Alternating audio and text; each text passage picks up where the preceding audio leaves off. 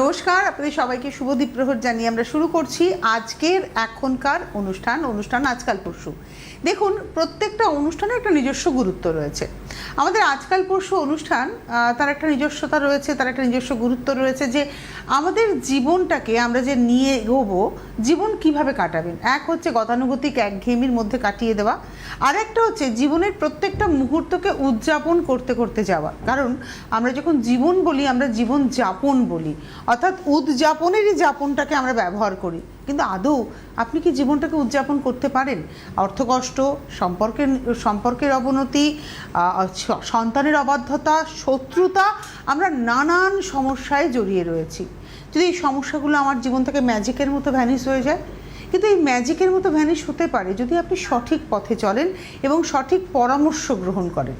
অবশ্যই জ্যোতিষশাস্ত্র ম্যাজিক নয়, জ্যোতিষী যিনি, অ্যাস্ট্রোলজার যিনি, তিনি ম্যাজিশিয়ান নন, কিন্তু তার সঠিক পরামর্শ যদি থাকে, তার সঠিক ক্যালকুলেশন যদি থাকে এবং তিনি দীর্ঘদিন ধরে যদি কাজ করার অভিজ্ঞতা তিনি সঞ্চয় করতে পারেন, তাহলে ডেফিনেটলি তার পরামর্শ আপনার জীবনে ম্যাজিকের মতো কাজ করে।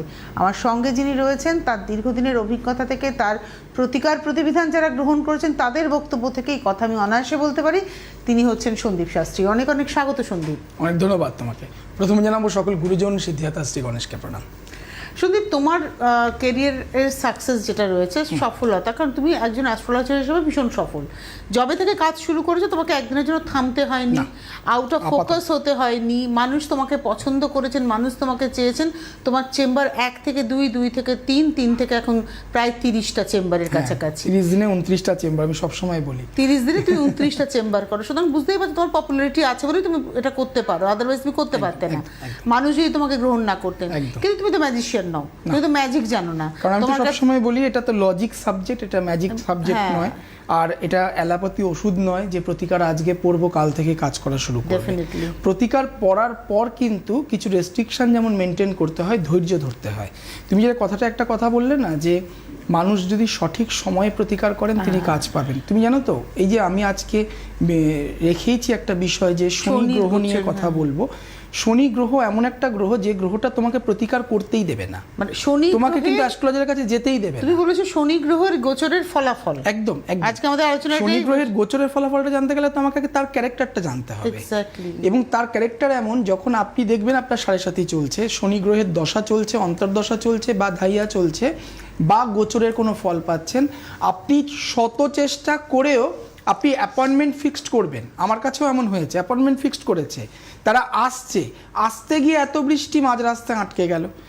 লাস্ট উইকে আমি হাজরায় চেম্বার করছি, হঠাৎ করে তিনি বললেন যে, ফোন করে বলছেন, দাদা যেতে পারছি না, আমাদের মেট্রোতে একজন সুইসাইড করেছে, আমাদের লাইন ব্লক করে দিয়েছে। মানে বাধাটা দেখুন। আমি কিন্তু সর্বোপরি সবাই বাধা পেলেন, এক্স্যাক্টলি উনি কিন্তু গন্তব্যস্থলে পৌঁছতে পারছেন না, কারণ উনি চেয়েছিলেন যে আমরা এই যে আমাদের অম্বুবাচী গেল, অম্বুবাচী যোগে কাজ করাবো, মানে উনি কাজটা ধরতেই পারলেন না, তো তিথিটা পেরিয়ে গেল, তার অ্যাপয়েন্টমেন্ট রয়েছে, সে পরের চেম্বারে আসবে, তখন কিন্তু অম্বুবাচী অলরেডি চলে গেছে, ওই তিথিটা মানে তার স্যাটিসফ্যাক্টরি তিথিটা চলে গেল না। আমি একটা কথা তোমার কাছ থেকে জানবো, তুমি যেটা বললে যে সঠিক প্রতিকার, আমার দীর্ঘ 26 বছরের অভিজ্ঞতা থেকে আমি যেটা দেখেছি সন্দীপ, সেটা হচ্ছে যে জ্যোতিষ বিচার, এটা আমার অভিজ্ঞতা। আমি এতদিন ধরে তোমাদের মতো অনেক মানুষের সাথে অনুষ্ঠান করেছি, অ্যাস্ট্রোলজারের সাথে করে আমার একটা ধারণা হয়েছে যে জ্যোতিষশাস্ত্রের বিচারটা হচ্ছে গাণিতিক, একদম লজিক্যাল। তুমি যেটা বলছো পুরোটাই লংজিটিউড ল্যাটিটিউড ম্যাথ ছাড়া তো হবে না। কিন্তু যখন প্রতিকার হচ্ছে, সেটার মধ্যে একটা আধ্যাত্মিক পাওয়ার, একটা ঐশ্বরিক পাওয়ার আছে এবং বিশ্বাস। দেখো আজকে, এবং সেটা অবশ্যই তান্ত্রিক মতে 9টা গ্রহের আমরা রত্ন দিচ্ছি। তো প্রত্যেকটা রত্ন খুব ভালো করে বিবেচনা করলে বোঝা যাবে প্রত্যেকটা রত্নের কিন্তু এক রং নয়, আলাদা আলাদা রং রয়েছে। দ্যাট মিনস এখানে আমি খুব ছোটোবেলায়, আমি কাহিনীটা এর আগেও বলেছিলাম, আমি খুব ছোটোবেলায় একটা আমাদের পপুলার চ্যানেল ছিল, চ্যানেলের নামটা আমি বলছি না, সেই চ্যানেলে আমরা যখন ফলো করছি দেখছি, সেখানে দেখানো হচ্ছে যে বিভিন্ন বিদেশ থেকে আসা সায়েন্টিস্টরা বা যারা জিওলজিক্যাল সার্ভে করে আর কি, বিভিন্ন জায়গায় যারা বিদেশিরা আমাদের ইন্ডিয়াতে এসে বিভিন্ন রকম ওরা রিসার্চ করে। তো মানুষ যখন মারা যাচ্ছে, তারা সেই ফুটেজটা নিচ্ছে যে যখন তাকে কাঠে জ্বালানো হচ্ছে, এবং তাদের ভীষণ পাওয়ারফুল ক্যামেরার মাধ্যমে ধরা পড়ছে যে মানুষটি পুড়ে যাওয়ার পর আমরা কালো ধোঁয়া দেখতে পাচ্ছি, বাট তার গা থেকে মানে তার ধোঁয়া থেকে 9টা রং বেরোচ্ছে। তার মানে আমাদের শরীরের মধ্যে সেই কেমিক্যালগুলো রয়েছে, তার জন্য পোখরাজের রং হলুদ, আপনার শরীরের মধ্যে সেই রঙের খামতি রয়েছে এবং সেই কারণে আপনার বৃহস্পতি পাওয়ারফুল নয়, নেগেটিভ পাওয়ার দিচ্ছে। এবং তখন যদি আপনি পোখরাজটা পড়েন ইমিডিয়েটলি আপনার ওই ঘাটতিটা পূরণ হয়ে যাবে। কাইন্ড অফ মেডিকেল অ্যাস্ট্রোলজি বলেও আমাদের কিন্তু শব্দ রয়েছে, সাবজেক্ট রয়েছে, কারণ কোনো রোগ আসার আগে আমরা অ্যালার্ট করতে পারি যে এই গ্রহের জন্য আপনার এই রোগটা হতে পারে। সারাতে পারবে না, রোগটা সারাতে পারবো না। কেউ ক্যান্সার হয়ে গেছে, সে এসে যদি বলে দাদা আপনি পাথর দিন, কোনোদিন সারবে না। রোগের জন্য যেমন ভালো ডাক্তারের পরামর্শ, হয়েছে আপনি স্টোন কমিয়ে দেবেন, ম্যাজিক করে দেবেন, হবে না। কিন্তু আমরা আগাম বলতে পারি যে তুমি এই জায়গাগুলো থেকে রেস্ট্রিকশনে চলো, তোমার লাংসের প্রবলেম হবে। আমার এই অনুষ্ঠান করতে করতেই আমার যখন অপারেশন, আমার প্রচন্ড অপারেশনের প্রবণতা, আমার এই বয়সে আমি দাঁড়িয়েছি, আমার 4বার 5বার অপারেশন হয়েছে। আমাকে বলাই হয়েছিল যে তোমার অপারেশনের যোগ আছে।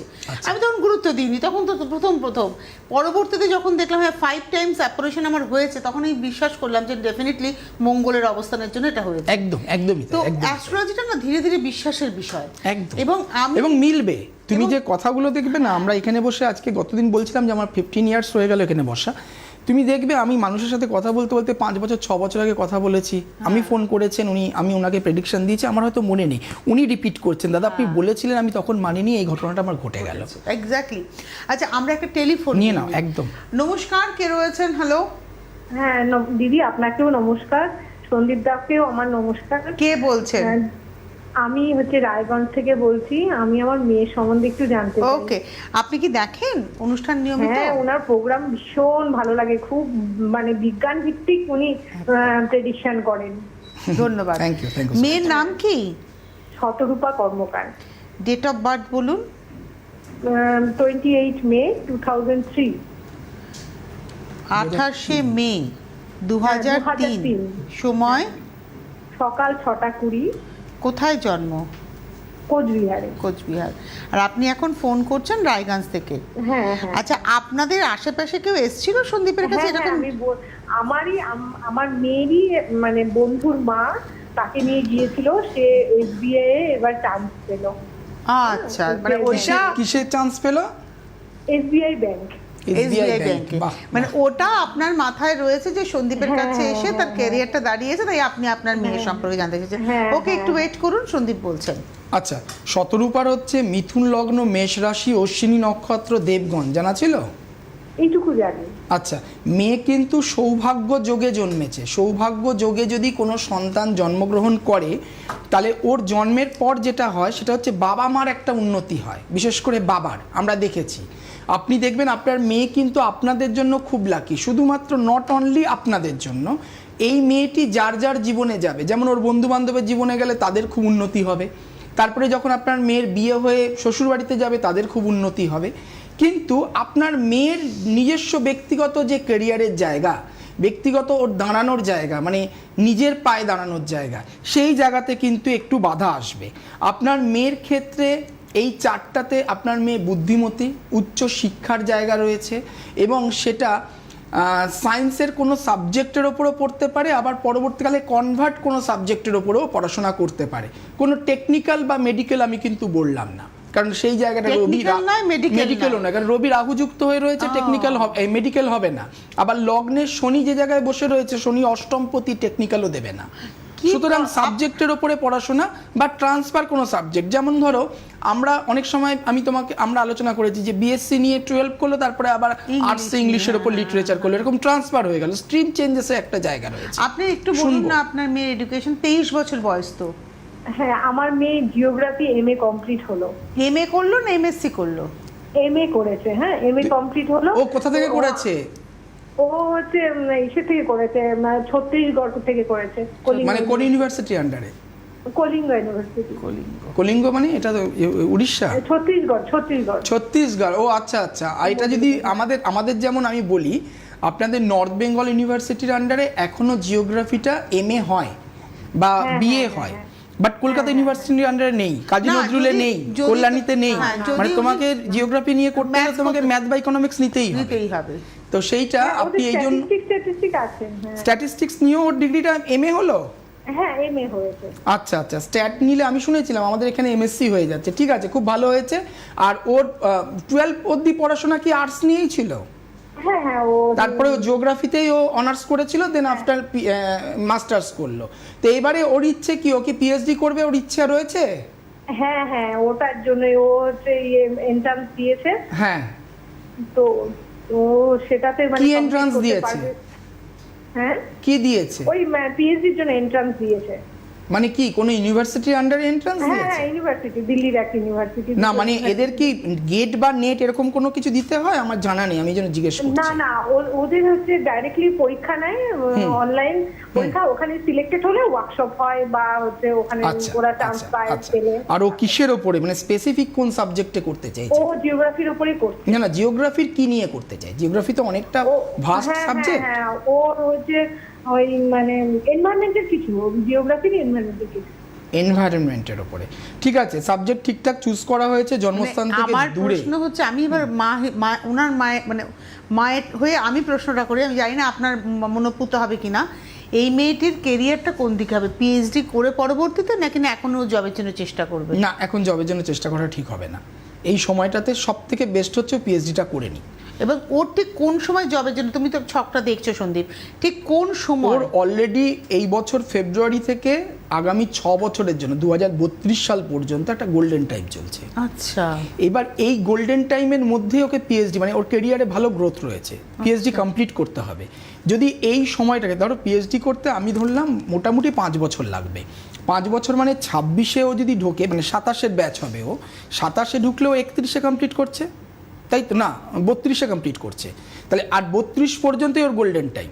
তার মানে এই ফেজটাতে ও যদি জব করে তাহলে পরবর্তীকালে আর পিএইচডি করতে পারবে না। তাই জন্য আমি ওকে সাজেস্ট করলাম যে আগেও পিএইচডিটা করুক, পিএইচডি করতে পারলে ওর জন্য ভালো হবে, জন্মস্থান থেকে দূরে করুক, পাশাপাশি গ্র্যাজুয়েশন লেভেলের গভর্নমেন্ট সার্ভিসের জন্য চেষ্টাটাও করতে থাকুক, ঠিক আছে? আপনি শুনেছেন? হ্যালো, কথা জিজ্ঞেস করি, হ্যালো দাদা, একটা কথা জিজ্ঞেস করি আমি, যে ও একটা কলেজে গেস্ট লেকচারার হিসেবে ঢুকেছে, প্লাস পাশাপাশি পিএইচডিও করতে চাচ্ছে, এটা কি হবে? হ্যাঁ, করুক করুক করুক, কিন্তু কলেজে গেস্ট লেকচারার যেটাও করছে এটা তো কন্ট্রাকচুয়াল জব, এটা পার্মানেন্ট জব হ্যাঁ, নয়। না ওটা ঢুকেছে মানে ঢুকেছে না, আমি ওর পার্মানেন্ট গভর্নমেন্ট সার্ভিসের জন্য একদম স্পেসিফিক করে বলছি, পার্মানেন্ট গভর্নমেন্ট সার্ভিসের জন্য চেষ্টা করতে বলুন। একটা জিনিস, ওর টিচিং প্রফেশনটা ওর জন্য ভালো, তবে সেটা ওই স্কুল লেভেলের নয়, কলেজ লেভেলের, মানে পরবর্তীকালে পিএইচডি কমপ্লিট করে যদি ও কলেজ সিএসসির জন্য ট্রাই করে, কলেজ সার্ভিস কমিশন, সেটা ওর জন্য বেটার হবে।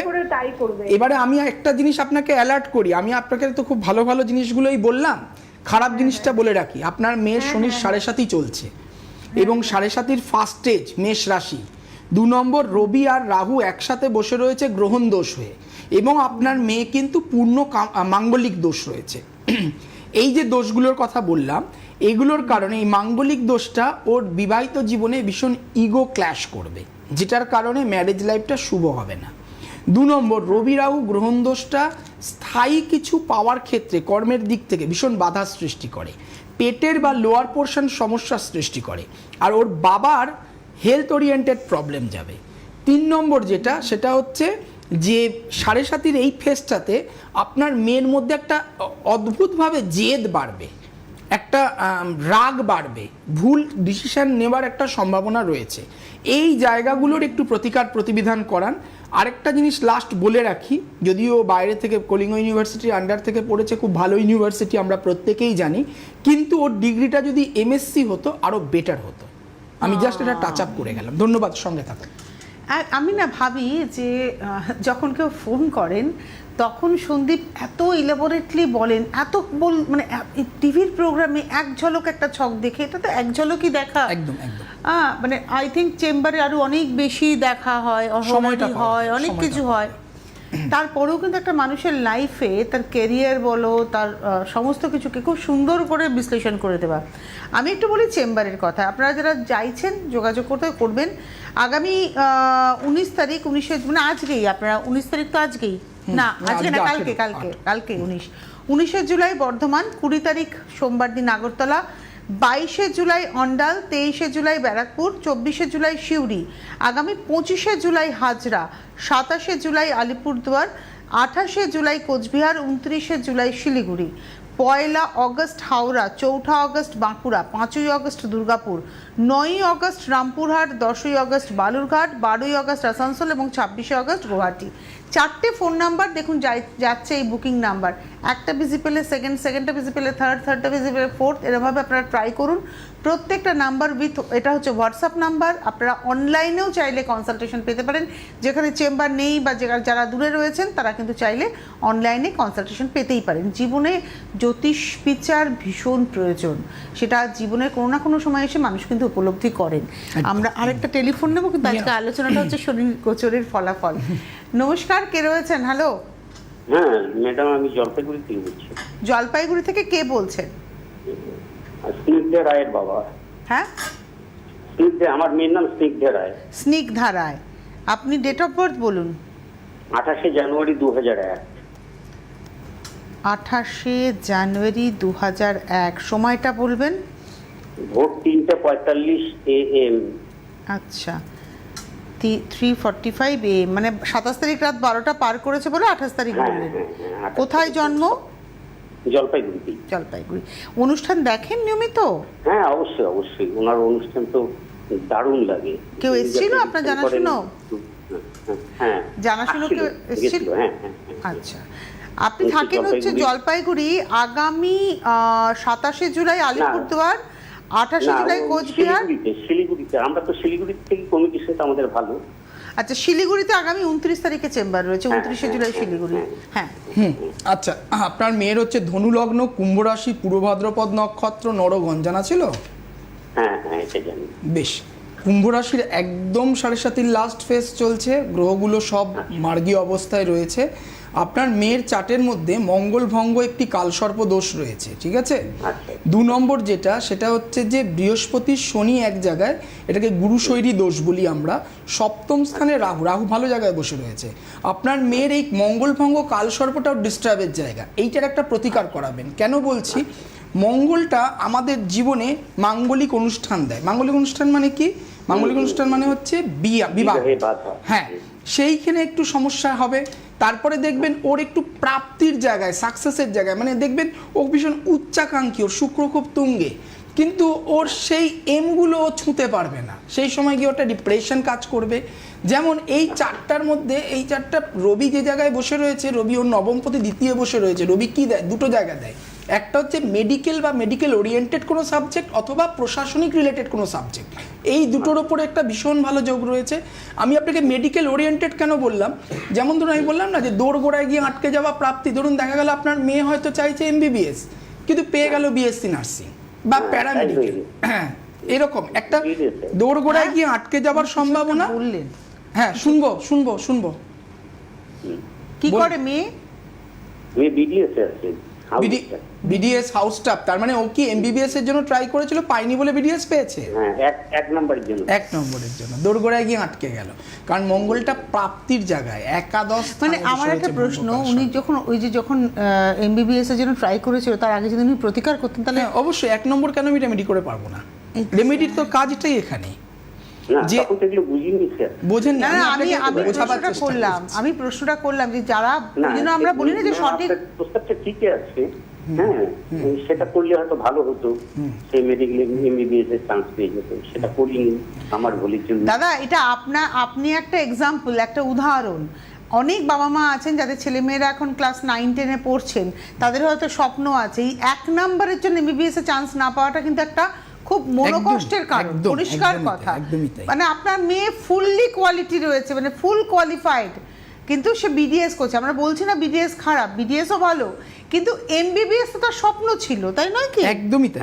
এবং 1 নম্বরের জন্য এটাই তো বলছি, কোয়ালিটি আছে তার মানে। একদম অন্য বেশি নাম্বার যদি হতো, যে ভাবতো যে আমার র্যাঙ্ক আসছে না বা আমি পারছি না, সেটা পরের বিষয়। 1 নম্বরের জন্য পিছিয়ে যাওয়া, এবং এইগুলোর জন্যই কিন্তু রেমেডি হচ্ছে কি জানেন তো? আমরা বলি না যে দোরগোড়ায় গিয়ে আটকে যাওয়া, এই দোরগোড়ায় গিয়ে আটকে যাওয়া জিনিসগুলোকে কিন্তু প্রতিকার করা যায়। কালসর্পের ক্যারেক্টারটাই হচ্ছে এরকম, যে কালসর্প কি করবে? আপনাকে হয়তো মাধ্যমিক রেজাল্ট খুব ভালো করিয়ে দিল, উচ্চ মাধ্যমিক রেজাল্ট খুব ভালো করিয়ে দিল, বাট যখন আপনি ক্যারিয়ার রিলেটেড কোনো প্রফেশনাল কোর্স করবেন আফটার 12, সেইখানে গিয়ে আপনার সমস্যার সৃষ্টি করবে। আপনাকে চাকরি মানে খুব ভালো হয়তো আপনি প্রফেশনাল কোর্সটা বা আপনার ডিগ্রিটা আপনি নিলেন, কিন্তু আপনি ক্যাম্পাসিংয়ে ভালো জব পাচ্ছেন না। আপনি আলটিমেট দেখা গেল 20 লাখ 25 লাখ খরচা করে MBA করেছেন, কিন্তু আপনি জব পাচ্ছেন 26,000 30,000 40,000 টাকার স্যালারিতে, আপনার পোষাচ্ছে না। সেটা হয়তো পুনে বা ব্যাঙ্গালোর হতে পারে, হায়দ্রাবাদ হতে পারে, কি করে পোষাবে? এগুলো হচ্ছে কাজ, হচ্ছে ক্যারেক্টার, হচ্ছে রেমেডি। আপনার মেয়ের বর্তমান মেডিকেল ওরিয়েন্টেড যে লাইনটায় রয়েছে খুব ভালো রয়েছে, মানে ভালো জায়গায় ও যাবে, সাকসেস করবে, কারণ BDS সাবজেক্টটা খুব ভালো। BDS রয়েছে বলে আমাদের দাঁত আমরা সুন্দরভাবে রাখতে পারি। আপনার মেয়েকে বলবেন হায়ার স্টাডি করতে এবং সার্জিক্যালের উপরে যেতে, মানে ও যদি MDS করতে চায় তাহলে অবশ্যই যেন সার্জিক্যাল সাবজেক্টটা নেয়, ওর জন্য বেটার হবে। আর আপনার মেয়ের চার্ট ভীষণ ভালো, নিজের পায়ে দাঁড়াবে, প্রচুর টাকা রোজগার করবে, বিয়েটাও ভালো হবে, জন্মস্থান থেকে দূরে যাবে। আফটার ম্যারেজ ও কিন্তু দেশের বাইরে থাকারও সম্ভাবনা রয়েছে, শুধুমাত্র ওর ইমিডিয়েটলি মঙ্গলভঙ্গ কালসর্পদোষের প্রতিকার করেন। এইটুকুনি প্রতিকার করলে বাকি আর কিচ্ছু করার দরকার নেই, সারা জীবন কোনো প্রতিকার লাগবে না, এইটুকুনি অ্যাসুরেন্স দিলাম। ধন্যবাদ। একটা প্রতিকার, ছোট্ট প্রতিকার, একটা প্রতিকার। যদি এটা আগে করা তো আরো ভালো হতো, কিন্তু যেটা পেরিয়ে গেছে, পাস্ট ইজ পাস্ট, আপনি এখন করান, আগামী ভবিষ্যৎটাকে স্মুথ। এবার একদম বাস্তব কথা, ডেন্টালের এখন কিন্তু একটা সময় আমরা ডেন্টাল বলতাম, আবার ডেন্টাল, কিন্তু এখন ডেন্টালের একটা বিশাল বড় মার্কেট রয়েছে। মানুষ স্মাইল কারেকশন করাচ্ছে, মানে আজকাল মানে ওই হাসিটাকে ঠিক করতে হবে, জলাই ঠিক করতে হবে, স্মাইল থেরাপি রয়েছে, অনেক কিছু রয়েছে, মানে ডেন্টিস্টের অনেক রকম কাজ রয়েছে, এবং ভার্স হয়ে গেছে ব্যাপারটা। সাবজেক্টটাও সার্জিক্যালেও যদি যায় না, দারুণ নাম করবে। খালি এইটুকুনি শুনতে হবে, বুঝতে হবে। সন্দীপ, তুমি টিভির পর্দায় এই এক ঝলকে যতটা বলছো, একজন মানুষ যদি তোমার কাছে কেরিয়ার কাউন্সিলিং করাতে আসেন, লাইফ কাউন্সিলিং করাতে আসেন, তুমি তাকে পুরোটা কাউন্সিল করো, একদম করে দাও। দেখো, আমি করি, ঠিকই বলেছো তুমি কথাটা। খালি একটা জিনিস হচ্ছে, আমার কাছে স্টুডেন্টই বেশি, এটা প্রত্যেকেই জানেন। তো তাদের ক্যারিয়ার, এবং আমি সবসময় বলি যে ফিজিক্যালি এসো, মানে স্টুডেন্ট যারা জানতে চাইছো, যারা হয়তো ক্লাস 12 দিয়ে দিয়েছো বা গ্র্যাজুয়েশন সাবজেক্টের মধ্যে রয়েছে, তারা ফিজিক্যালি নিজেরা এসো। কারণ তোমাদের মনের প্রশ্ন বাবা মারা গুছিয়ে বলতে পারেন না অনেক সময়, কারণ বাবা মারা হয়তো ওই স্ট্রিমটাই বুঝবেন না, তারা অন্য স্ট্রিম নিয়ে পড়াশোনা করেছেন, তুমি একটা ডিফারেন্ট স্ট্রিম নিয়ে পড়াশোনা করছো। যেটা তুমি বললে, ডেন্টিস্ট একটা সময়, সিভিল একটা সময় ভীষণ লো পজিশনে ছিল, এখন সিভিলের কি গ্রোথ বলো তো? এখন তো পুরোটাই ফ্ল্যাট কালচার, গ্রামগুলোও ফ্ল্যাট হয়ে যাচ্ছে। ফলে কি হচ্ছে, প্রত্যেকটা সাবজেক্টের নিজস্ব একটা গুরুত্ব রয়েছে, খালি জানতে হবে যে এই সাবজেক্টটা আমার জন্য গুরুত্বপূর্ণ কিনা, বা আমি সঠিক পথে হাঁটছি কিনা।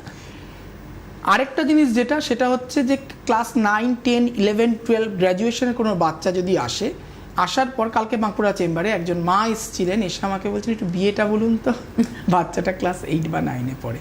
তো ঘটনাটা হলো যে সেটা অযৌক্তিক প্রশ্ন, একদম। মানে বর্তমান সময়ে যে সমস্যা নিয়ে এসছো তার রেমেডি করো, ঝট করে তুমি রেমেডিটা করার পর ঝট করে প্রতিকারটা পাও, কাজটাও পাও, এবং তুমি সফলতা নিয়ে নেক্সট স্টেপের জন্য এসো।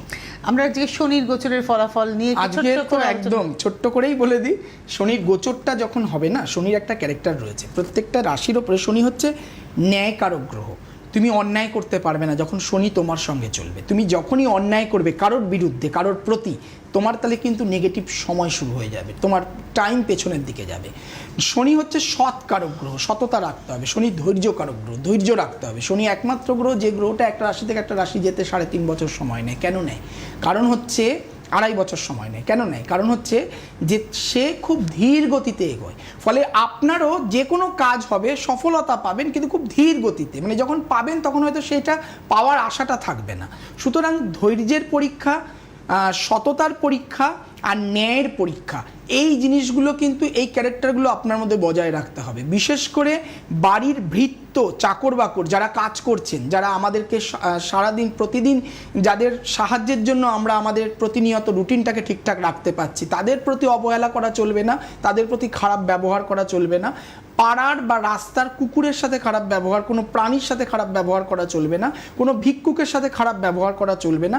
এগুলো ঠিকঠাক রাখলে গোচর আপনাকে ভালো ফল দেবে। গোচর যেমন খারাপ দেয়, গোচর তেমন ভালো দেয়। 7.5 যেমন খারাপ দেয়, 7.5ও ভালো দেয়। সব কিছুরই ভালো গুণও রয়েছে কিন্তু খারাপের পাশাপাশি। অনেক ধন্যবাদ।